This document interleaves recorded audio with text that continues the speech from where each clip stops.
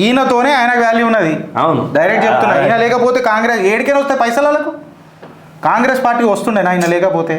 ఇగో ఏమన్నానుండ్రి, ఏమన్నా చెప్పుర్రి, ఎవరన్నా చెప్పుర్రి, నేను కొట్లాడడానికి కూడా రెడీ, ఇంట్లో ఆర్గ్యుమెంట్ కూడా చేయడానికి రెడీ. రేవంత్ అన్న లేకపోతే కాంగ్రెస్ వచ్చేదా? రాహుల్ గాంధీ టికెట్ ఇవ్వకపోతే ఆయన సీఎం కాకపోతున్నాయి, ఒక ఆయన ఎమ్మెల్యే కాకపోతున్నాయి కదా. రాహుల్ గాంధీ టికెట్ లాజిక్ కొట్టిన జిలాలు వేస్తాడే, గులాలు వేస్తాడే, రంగులు వేస్తాడే, వేసి కొట్టినావు నువ్వు ఈసారి ఉల్టా పచ్చకాడు. టికెట్ ఇవ్వకపోతే ఎట్లా? కరెక్ట్, ఇది కరెక్ట్. అయితే రాహుల్ గాంధీ గొప్ప, అలా డౌట్ లేదు. రేవంత్ అన్న గొప్ప అన్న. ఎందుకు? ఆయన టికెట్ ఇప్పించిన 10 మందిని గెలిపించింది.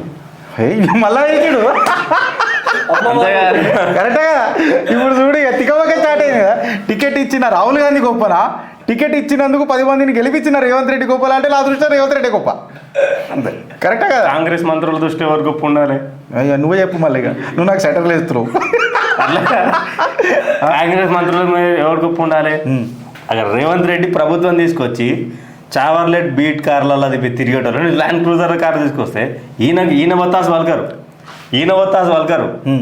ఇంకొకరిని వత్తాసు వలుకుతారు. ఈయన దింపాలి, ఈయన మీద ఈయనకు సాటిల్ చెప్పాలి, చెప్పి ఇంకొకరిని ఎక్కియాలి, మళ్ళీ కొన్ని రోజుల కాని దింపాలి. ఇదే పని ఇలాది. అంటే టైర్ల మెయింటెనెన్స్ వెళ్ళిపోతుంది. అంతే, టైర్ల మెయింటెనెన్స్, జీతాలు వెళ్ళిపోతాయి. మంచిగా ఉంది కాంగ్రెస్ సర్కార్ నిజంగా.